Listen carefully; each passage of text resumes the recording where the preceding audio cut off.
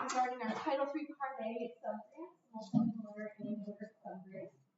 For those of you that are Title III coordinators and have heard this information, there's probably nothing too terribly new for you, but a good overview and just status of where we are with everything right now in terms of our subgrants.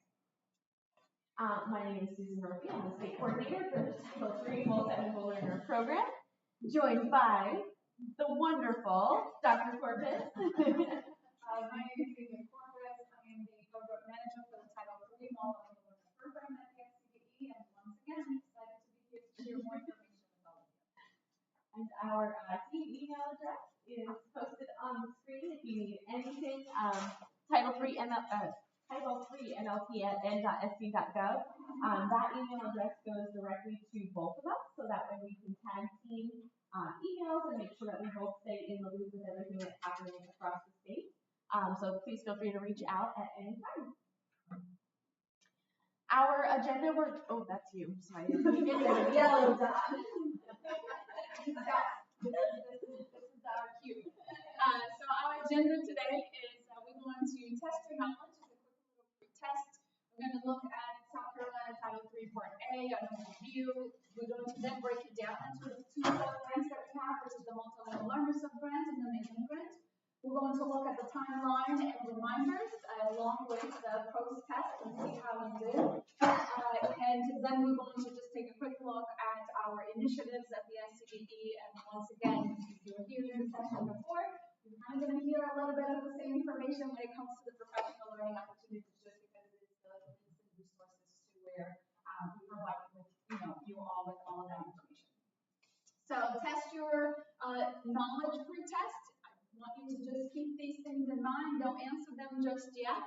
But Title III Part A funding must follow, supplement, not supplant requirements. Think about it. It's not the answer just yet. Just think about it. Title III Part A funding has 3 sub-awards for LEAs. Title III Part A funding can be used for required translation and interpretation services. And the last one, districts that receive less than $10,000 in allocation must form a consortium to accept funding. Okay, so as we go through the information, just think about those so we can figure it out if you know at the end of the session. So South Carolina Title III, we're looking at the subgrants. The subgrant in general, it is the Title III subgrant is divided then into 2 subgrants, wink wink. That's one of the answers. So the subgrant is divided into 2. You have the multilingual learner and the immigrant subgrant. In this entire subgrant, what you're looking at is to fulfill 3 requirements. So the first one, 100, is related to instruction, direct services to the students, is to increase language proficiency of eligible students. Your eligible students are the students that have been identified through the identification of language in the home language survey, and then gone through step 2 for the screening process and received a qualifying score. Number 2 is 220, is PD, professional development. So those are to provide effective professional development to educators and staff members who are supporting multilingual learners. And then 3 is 188, family engagement. So then we are looking at engaging parents, families, and communities through various strategies. And these could be, if you were in the session before, related to providing all of these engagement opportunities and different ways to connect with families and support them with the process. Okay, so again, 3, 100 to 20, and 188. Multilingual learners and immigrant children, we want to know which one. Who are they? Who are our students? So the definition for multilingual learners, we are looking at students aged 5K to 21. A language other than English has been identified in the home language survey, and they received a qualifying ELP language proficiency score through the assessment through the screen. Okay, so those are the students that you would be considered multilingual learners. Your immigrants, children, and youth, so your immigrant students are students aged 3 to 21. They were not born in any state in the U.S., Puerto Rico, or D.C., and they have not attended one or more schools in any one or more states for more than 3 full academic years. the reason why it's cumulative is because you may have a student who comes, enrolls in your school, and then they leave the following year, and then they return once again. So they continue. That second time that they enroll, now it could be considered their second year of enrollment and not third, based on the first initial enrollment.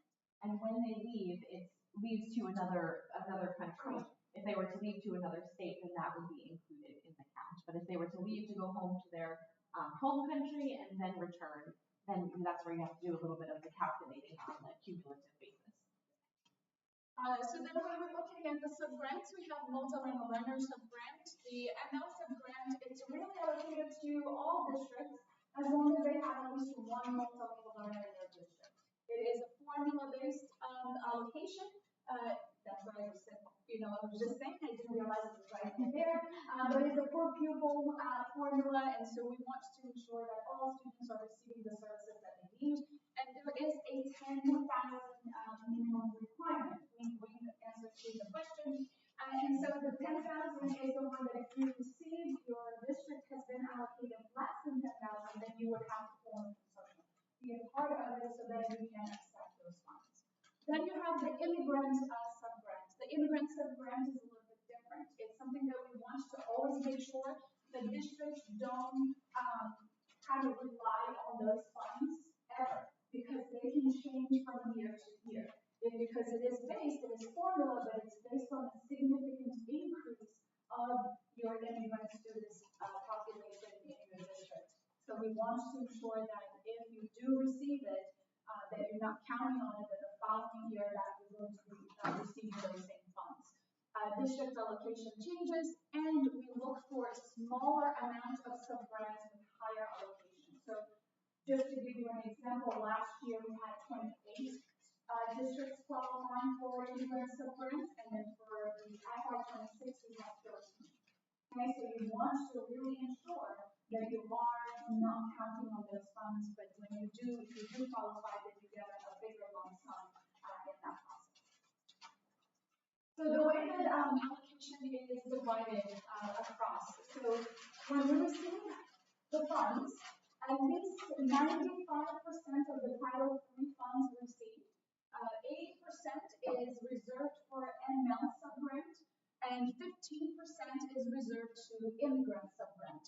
That total amount of 95% goes directly to the LEAs. Nothing is held in that sense beyond that.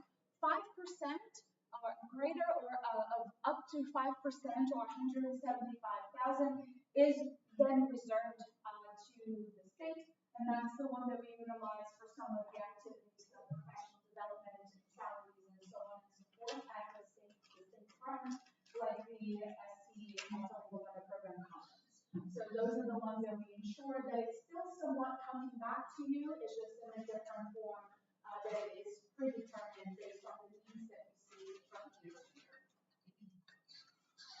So the total allocation from the U.S. Department of Education for FY26 was $6,746,000, and then we're looking for the fiscal year, the state portion would have stayed with the state based on what I just showed you before. That 5% or up to 175, it's which one is greater, was $322,000. Immigrant subgrant award was a little over $1 million, and the ML subaward subgrant was a little over $5 million. We go. And we just received our preliminary allocations for FY27. And just to remind everybody, like our keynote speaker this morning, when they refer to USED's fiscal year, we are always a fiscal year ahead of them. So I believe he mentioned that levels, a lot of the programs like Title III level funded, and so that was for FY26, which is our FY27. So our preliminary allocations just came to our inbox less than a week ago, and you guys will be receiving those preliminary allocations after, I guess, we get our finalized ones, which are supposed to come to us on July 1st. But you should expect a comparable amount to your FY26 allocation. It just depends on your number of MLs, of course, and what USN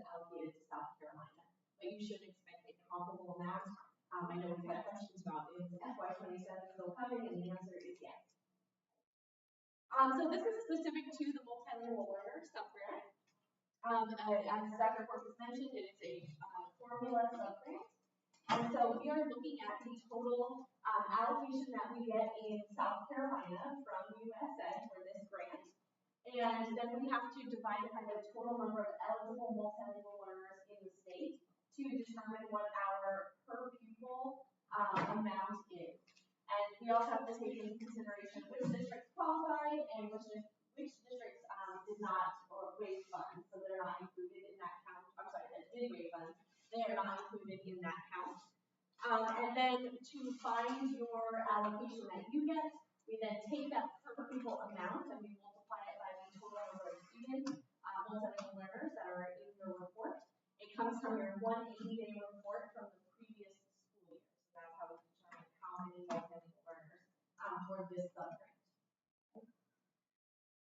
Power School coding is very critical in making sure that you have the correct count, because that's where we pull it from to figure out who your multilingual learners are. There have been some recent updates to Power School. I believe they went live in January based off of the WIDA standard setting and some of the alternate assessment. So you'll now see all of the students that we pulled for that are included in Title III Part A ML funding are your 1 to 6.0, 1.0 to 6.0, AL1 through AL5, and then your ALS, which is less than 3. So all of those students are included in Title III funding, which is a little tricky because you might think, well, hey, a student scored a 4.5 on the assessment. Are they exited? Are they moved to monitor status? The answer would be yes in most cases. And that student would then be coded in M1. So our monitored students, students who have already met proficiency M1 through M4, are not included in federal funding for Title III. So we have to make sure that those students are coded accurately. The reason 4.4 or higher or an AL3 and higher are included is because there are situations where transfer students may come to us that have technically met our exit criteria, but they did not meet, meet another state's criteria, and we are still obligated to serve them in South Carolina. So all of that is outlined in our guidance and the proficiency coding matrix, but just a brief explanation of why those higher proficiency levels are still included in that funding, because it is possible for a student to be in the program still and be eligible for funding. All right, ML subgrant additional details. So any district that has even just one multilingual learner automatically qualifies for this subgrant. Right, so even if you have just one student, you qualify. And of course, we do not ever encourage for districts to waive any of the type funds, but you are able to waive Title III funds if they choose. And then, as Dr. Corpus mentioned, if you are receiving an allocation of $10,000, less than $10,000, then you must either waive funds, which of course we don't encourage, or you must form a consortium. We have typically around 4 to 5 consortia each year, where districts will group together and they will choose one district to be the fiscal lead, and then they put their allocations together to meet that $10,000 minimum. And then we allocate those funds to the fiscal lead, who then works with the other consortium member districts for purchasing and reimbursement. That way they can have access to their funding, even though it was less than the $10,000. So the consortia, it's the same thing I just said. This rule does not apply to the immigrant subgrant. It technically only applies to the ML subgrant. However, that does not mean that a district that receives immigrant allocations do not form a consortium if they wanted to. They are able to, but it is not a requirement. And so that's just the difference between those two subgrants. But for ML, it is a requirement to have that $10,000 or more. Immigrant subgrant. Okay, so then with immigrant subgrant, again, it's all part of the formula. When you're looking at the formula, this can be a little daunting because we have to look at 2 years, and there is a spreadsheet that we make it available to you for you to see exactly who qualified, why they qualified, what they didn't. But it is an average of the number of immigrant children and youth in each district for 2 preceding fiscal years. This information is pulled from the data entered in PowerSchool. That's one of the reasons why we also want another reason, right? We want to ensure that your students are coded correctly and accurately in PowerSchool so that there is no discrepancy and issues of you thinking you're going to potentially qualify for the immigrant sub-grant, but then realize that your coding is incorrect and you no longer qualify. It's multiplied by 10% to identify the minimum immigrant requirement base of 10% increase, and it compared to the current school year's 45th day count to the minimum requirements 10%. Additionally, some years a minimum raw number increase must be matched to limit the number of and increase the size of the sub-grant. For FY26, the number was 50 students. You needed to have an increase of 10% plus 50 students, 50 immigrant students, to be able to qualify for the sub-grant. And that was the same one from last year. Yes?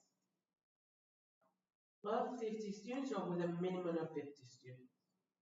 So you have your 10%, and then you have 50. It needs to be more than 50 students, 50 or more than 50 students to be able to match, for you to be qualified. So this information in PowerSchool is really very, very important. So you want to ensure that the birth country and the U.S. entry date is entered accurately. This is coming from your enrollment survey for your students. So you want to make sure that that information is entered here correctly. FYI, and this is just a quick little laugh, Illinois and Alabama is not another country. It is within the U.S. FYI. Just in case you're wondering and you're confused, but not another country, still within the U.S. And so the other one that you want to ensure that you're looking at is the immigrant funding exception. That is that conversation we had just earlier in another presentation, is that if the student is a multilingual, is an immigrant student, they enroll, and then they leave after 1 year of enrollment and return to their home country. Not another school, not another state, their home country, and then they return to the U.S. and enroll again, then they are going to be an exception because the years of them being in the U.S. is cumulative, not consecutive. So you want to then check this box to ensure that you are aware that the student left for a year and then returned to the U.S. Continue with the formula. We are looking again at just ensuring that they have to meet all of the requirements for them to be able to be part of and receive an immigrant sub-grant allocation.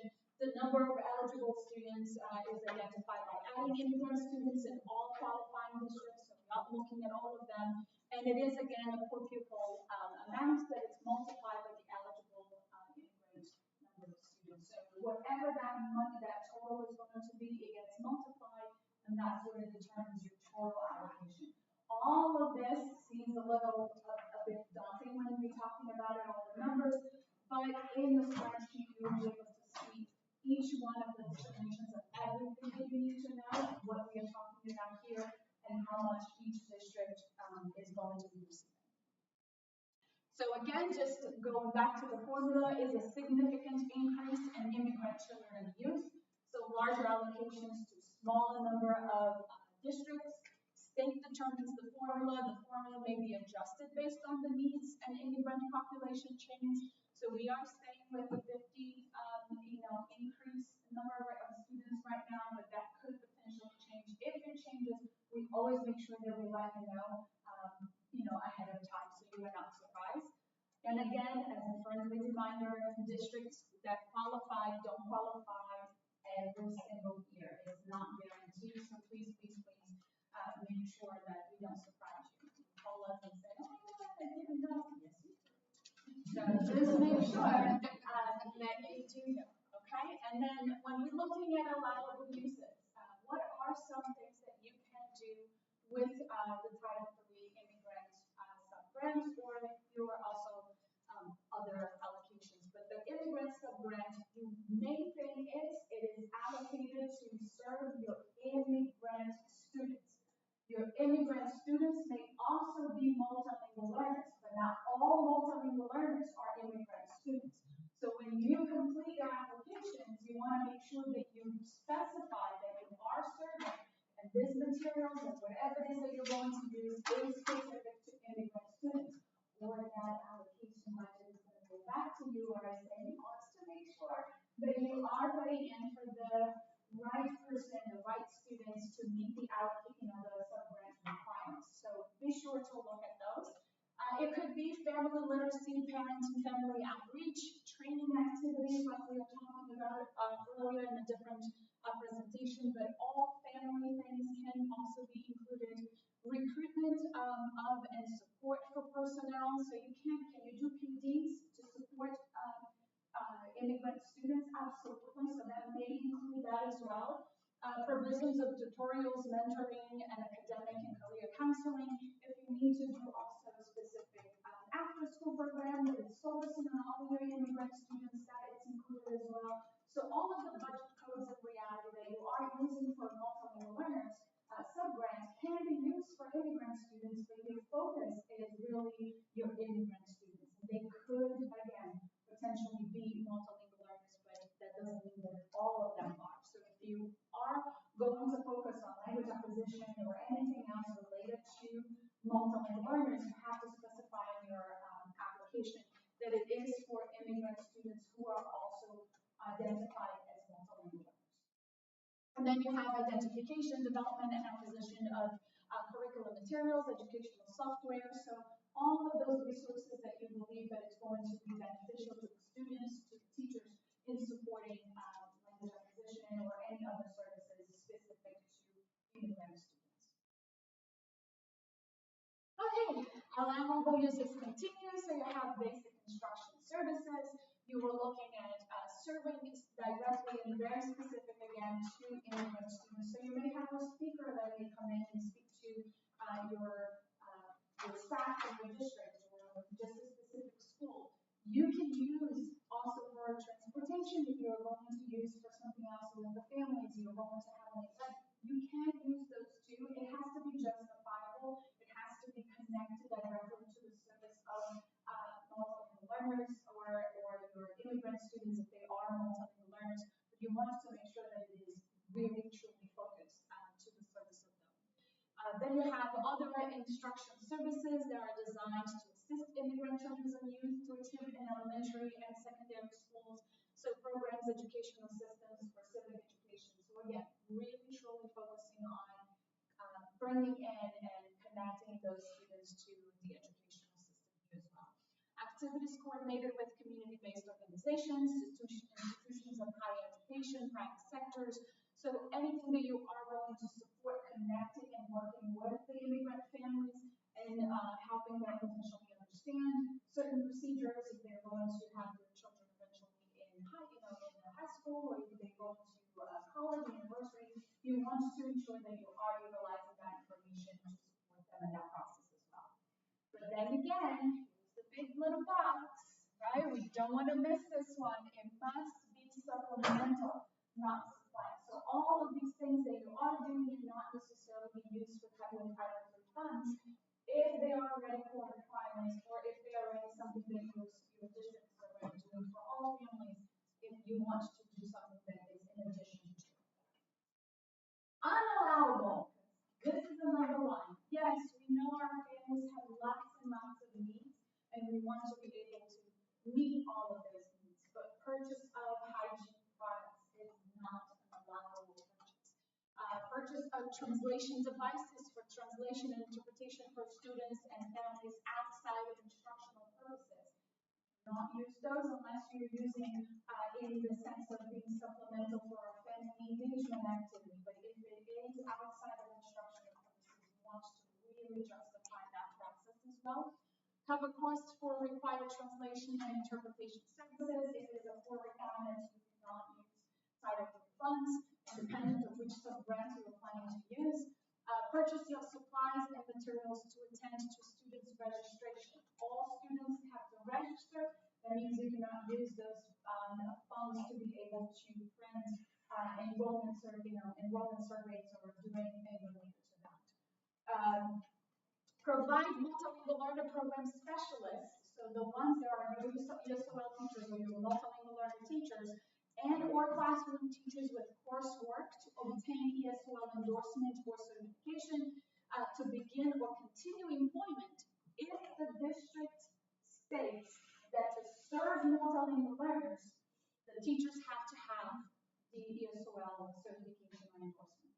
So while the state says that you do not necessarily need, a teacher only needs to have a teaching license, a teaching certification, if the district, let's pick one district, let's pretend that Richland 2, if Richland 2 requires, in addition to the state, if the Richland 2 requires that every multilingual learner program specialist needs to have an ESOL certification to work with multilingual learners, that means that you say, okay, she's going to hire her, she's still working on her ESOL certification, she still has 2 more courses, but we are going to pay with Title III funds for her to finish those courses. We can't use those. That is considered supplemental. Then it's not supplemental.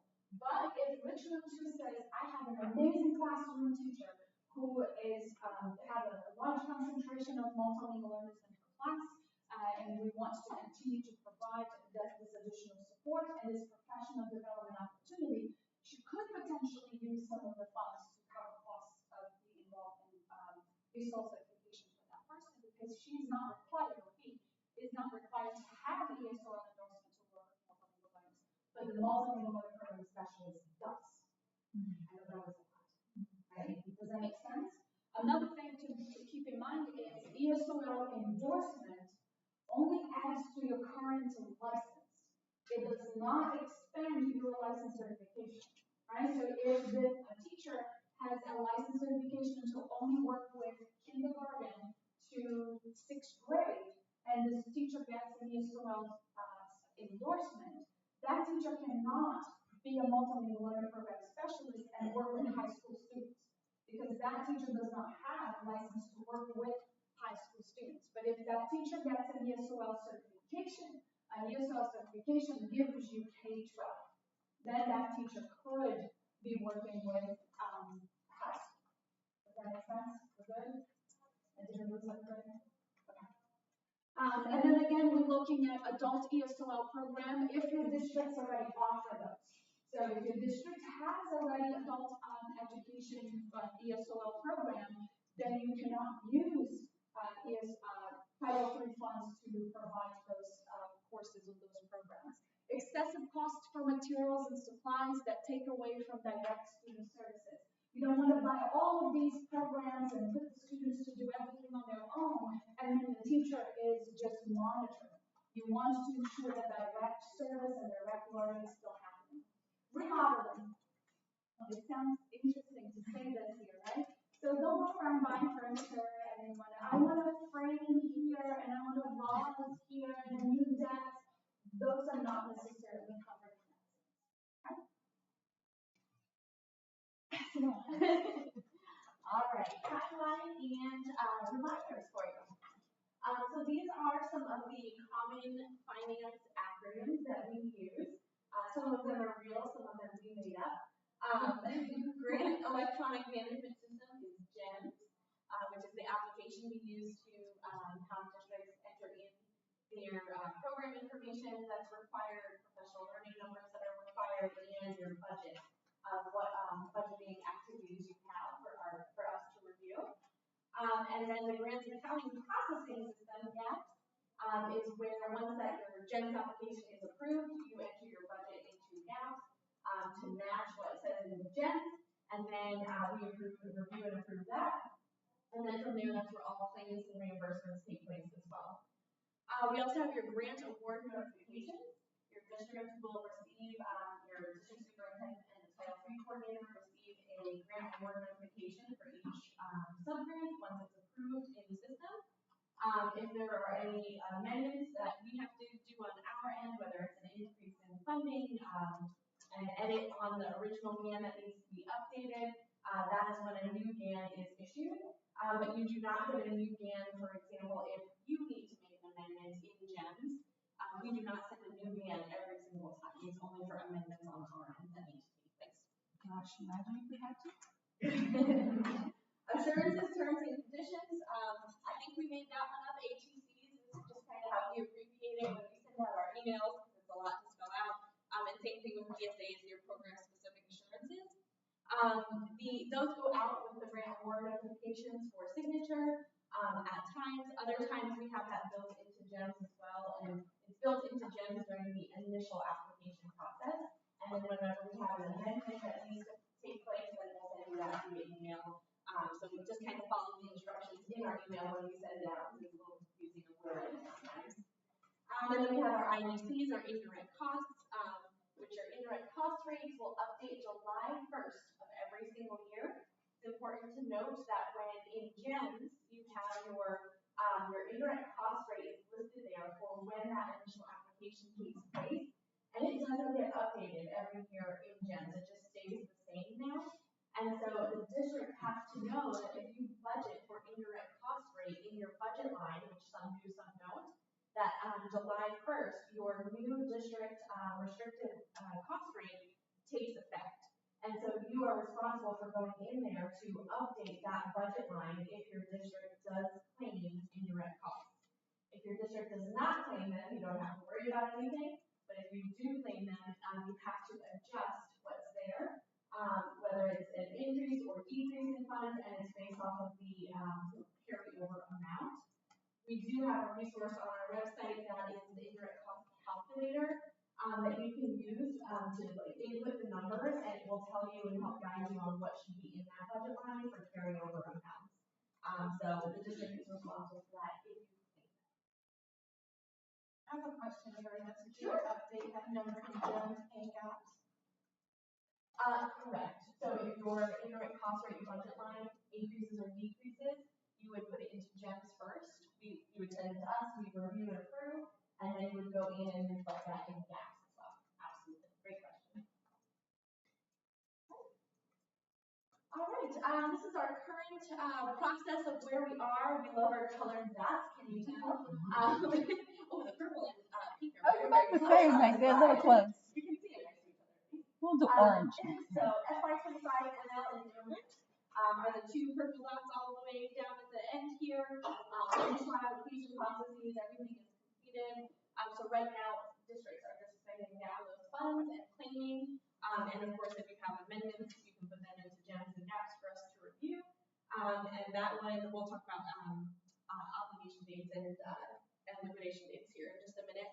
FY26 ML, you can see we're almost to the point where we're ready to move it on over to spending down. We have, I think, just a very small handful of districts that still don't have completed applications. So we're almost there. But please make sure if you don't have your FY26 ML application approved in GEMS that you get that completed, because the escalation process has already begun. So get those completed. And then FY26 Immigrant is the green little dots that you see up here. We still have those 13 districts who qualified. We're getting their applications as well. Those were already due, so escalation process has started for those as well. So if you have an outstanding FY26 immigrant application, please get that in. And then we'll be able to move those dots down and get the paperwork and everything finalized for that. And I do believe these for immigrant were just signed by Superintendent Weaver yesterday afternoon. So if you are one of those 13 districts, you should be receiving your NAM very soon, as long as your application is STD approved. Oh, and then soon we'll add, what color did you say? Orange. Orange. FY27 will be probably up here at preliminary applications announced very soon. Yes, it's never ending, which is a good thing. We always want the money to keep coming. This is just a general timeline of some important dates throughout the year. January is when we usually announce and talk about immigrant allocations. The reason that one comes out later during the subgrant lifespan is because we have to use a certain formula, which includes the 45-day report from the current school year. So that's why that one is always delayed in the school year. And then we work around February-March timeline for those immigrant applications. De-obligation letters start to go out for the older subgrant that has already expired. So this one would be your FY24. Any districts that did not spend down all of their FY24 will then receive those de-obligation letters. And then you're about to announce a re-obligation of those funds of what is left over and available for districts to apply for the table. So Title III listserv members, be on the lookout for that because that announcement is going to come out. And I think we have about 27,000 or so left over on the table for a district or districts to apply for. Quarterly claims are due May 15th. June 30th, your fiscal year ends, and then July 1st, of course, that new fiscal year begins. A reminder again that your IBC rates, internet cost rates start on July 1st of every single year. We typically receive our allocation for Title III Part A from the United States Department of Education on July 1st. So we're hoping and anticipating that will be correct this year. And then that's when we get that, and we can then start to tell you what your preliminary allocations are. In August, September-ish, we get those finalized ML allocations out, and the GEMS application opens up. August 15th, you have quarterly claims due. Around September, October, we set the deadline for your ML applications in GEMS. And we always let you know those deadlines and everything as they come available via the listserv too, so you stay up to date. September 30th, your subgrant expires for whenever subgrant that year is expiring. And that's your obligation deadline. So everything that you are going to spend your money on has to already be obligated and accounted for, that you know this is what you're spending it on, it's approved in GEMS, you can't make any amendments to it, you have any quotes that you might need, travel expenses are done, things like that. And then you move into November 15th quarterly claims, and then December 30th is your liquidation. So for example, if I know I'm going to buy a set of professional learning texts, I need to have that quote in hand before September 30th. And then I can still purchase those, and I can receive them all the way up until December 30th during that liquidation period. So you don't necessarily have to have those books in hand by September 30th. You at least have to have like the quote in hand. And what liquidation and obligation mean depends on what the activity is. So if it's professional learning text, you can get the quote. That would be considered the obligation. If it's travel expenses, for example, travel would be obligated on the date of travel. So sometimes we have conferences like Carolina TESOL or VITA that have overlapped with some of those dates, and so you have to be really careful about your liquidation versus obligation on those travel components. If you have questions about what items fall within the September 30th or December 30th window, we're happy to help with those and reference the lovely end of your book as well. Did you have a question? Yes. Aren't the claims due now on the 30th and not 15th? They're like April 30th. That is a really great question. Yeah. August 15th stays the same because it's year end, but I think your May 15th should be April 30th and November 15th and October 30th. Because they were talking about it yesterday in the planning. Okay. I just wanted to clarify. Absolutely. Thank you very much. We don't do claims on our end. We just do budgeting, and then claims is handled through the grants office. But so thank you. We will make sure. I just wanted to make sure. Absolutely. Ciara, do you happen to know that about claims deadlines? No. We'll check into it. But my guess is if it was it for Shula Davis that was presenting, then she is most definitely the correct one. She's the correct April 30th and then August 15th is correct because that's the end of the year. But then it's October 30th And November. And November 30th. And November 30th. No, instead of November 15th, it would be November 30th. I mean October 30th. Because it's 30 days instead of 45.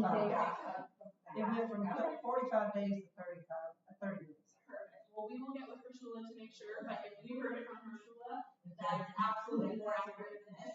It just takes away 2 minutes. Yeah, absolutely. All right. Thank you. Question, sorry. So when we talk about travel, so if someone is planning to travel and it's near September 30th, as long as they complete the travel and all their reimbursements by December, then they're okay. Like that's correct. So if they have to finish the travel on or before September 30th. If they so I think 1 year recently we had a VITA conference where somebody's flying to the conference was before September 30th, and then however the conference was laid out, they returned after, and so you had to split the grant with it because they were traveling all the way back. So they had to pay on the way there with one subgrant, and then they had to pay on the way back with a separate one, just because of the way it fell with that. So, travel obligates when the travel is taken.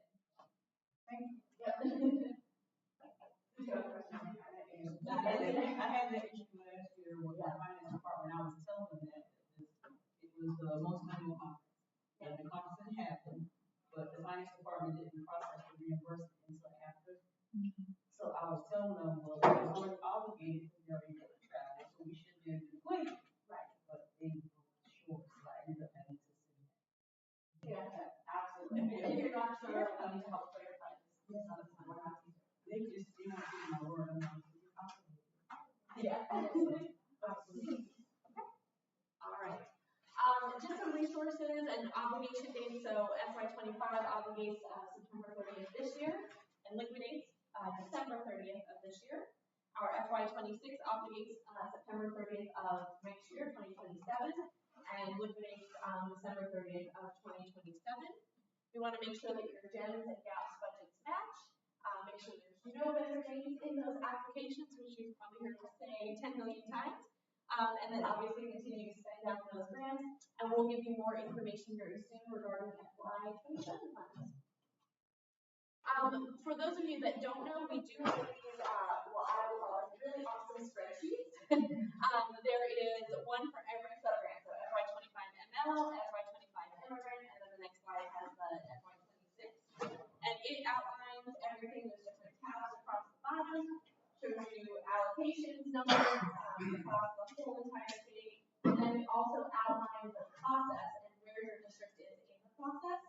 So if it's something that we're waiting on from you, you'll see it marked in the column for the process, or if you're waiting on us, it will say that as well. So just a great way to learn more about it and track your progress with each subgrant as well. Those are posted live on our website for districts too. Equitable services, we have an awesome sample consultation form for any districts that might have private schools participating in equitable services. And then we have our ombudswoman, Theresa Gregory, who's wonderful to work with as well. But if you do have equitable services, I just encourage you to use that consultation form or reference it, because the rules for working with private schools are different than what you're accustomed to with Title III. So it's a great resource, and we're always here to talk about equitable services as well. This is a picture of part of it. Non-competitive procurement forms. We do have the correct forms posted on our website for districts to use, but please make sure that you are filling it in completely. You are using the correct and most updated form for it as well. Otherwise, we'll send it back to you and say, hey, please redo it and send us the correct form. We also have a finance document that was released on PDF. It is posted on our website, but it is a great document. It goes through all things Title III Part A finance for you. And how are we in time?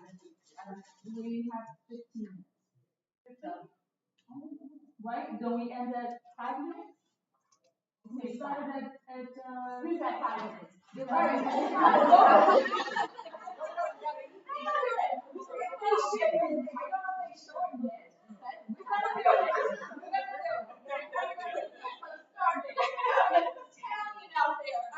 Title III Part A funding must follow supplement, not supplant requirements. True or false? True. Title III Part A funding has 3 sub-awards for LEAs. You're right. True subgrants. That's right. Title III Part A funding can be used for required translation and interpretation services. No. False. It depends. Required. The keyword there is required. So no, it cannot. It depends. If it's supplemental, yes. Districts that receive less than 10,000 must form a consortium to accept funding.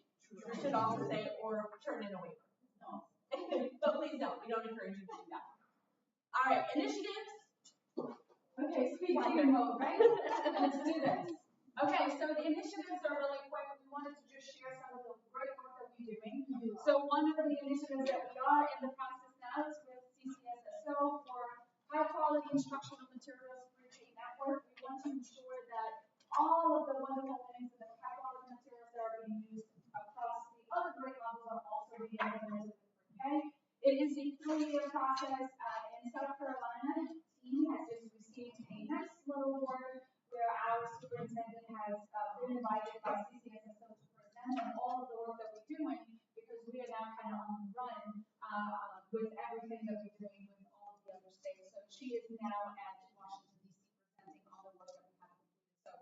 on the right direction. We have documents that are coming out. The same thing that we mentioned before, the role of the teachers, the roles of other people in the district. We do have documents that are coming out. It's our insights. So you have the first one coming out soon for educators. We're doing for school counselors, front office staff, and so on and so forth. Those are quick documents that you can give to your staff members for them to know what steps they should be taking and what are their responsibilities. So stay on the lookout for those. Another wonderful initiative is related to our multilingual learning considerations for South Carolina standards. It is a document that really tries to give you a lot of information about what you need to know in working with multilingual learners and considering all of the standards that we do have. So this is already published and available to you.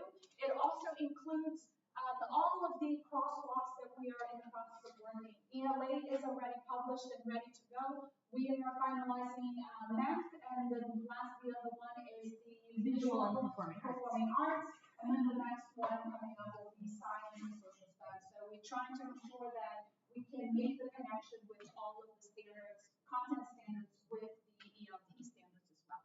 So the timeline for that, these are the ones here now. Coming up spring 2026, so the ones that I just mentioned, and then we have fall of 2027, social studies and science to be determined. Guiding principles, again, not yet fully published, but it's here, comprehensive for all of you, all of the information that we share with you, all the questions that you do ask us or send via email to us. We're trying to really make sure that we know that if it happens in your district, it may have been happening in other districts as well. So we're trying to put as much information in here as possible to keep comprehensive and answer all of your questions. 30 seconds and we're done. All right, professional learning opportunities, please take a look at our website. I know we're getting towards the end of the school year, but we will continue to post things. All resources are also available from previous sessions that we've had this school year. So great website to check out, including like a Padlet that we have with some collaborative sessions. So lots of things that we'll be updating, of course, for next school year. All our professional development is free, so please look at it and attend. And then this is the big one to focus on. Our conference is amazing. Save the date for September 8th through 10th in Columbia. We are almost there for approval. I'm going to ask you about those dates, so I'm just going to. Free conference, it's huge, wonderful, tons of prizes, vendors, great presentations, keynote speakers, an awesome welcome bag that comes with it as well. And we really try to tailor it to so many different audiences, not just paying free, because our program really does touch so many different audiences. So we do our best to try to incorporate different goals. So please come to it. It's free and spread the word about it as well. And that's it. So we're done. If your district is interested in offering credit for those native language speakers, this is a proficiency-based plan. You need to come have a chat with me. That is available. So kids come in and speak Spanish as a second language and want to get them out of Spanish 1 and 2 because they really need to be in Spanish 3 and get credit for it. There's a way to do that. Yes. So I would just say that we just started out this year. I tested a group of 19 8th graders that are entering high school, and about 16 of them are 4 credits. It's amazing. It's amazing. Speaking out, I would like to take it. Thanks, everyone. Thank you, everyone.